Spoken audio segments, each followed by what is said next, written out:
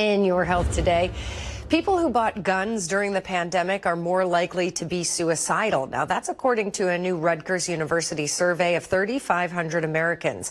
It says people who bought guns during COVID might have been driven by anxiety that could lead to suicidal thoughts. 70% of pandemic gun buyers had a history of suicidal thoughts.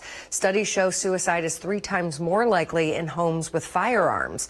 While this does not guarantee an increase in suicide rates, it does represent a risk that the firearms purchased during COVID-19 will remain in homes beyond the pandemic.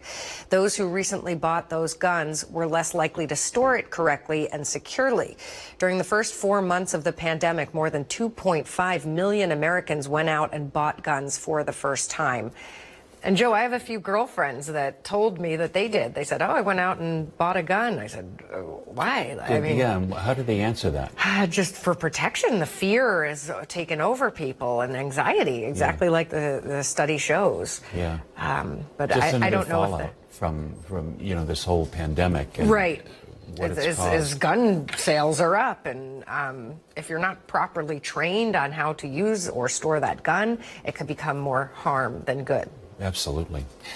All right, it is now 28 after the hour, and still to come. Coming up in our next half hour, we are going to be drinking coffee. Drinking coffee, hot water for me. But part 2 of our series with Ruta Lee, and I should mention this was recorded before the pandemic. Right, that's why you're sitting next to each other. Closer. Yeah. But so that's coming up, so I hope you'll stay tuned for that.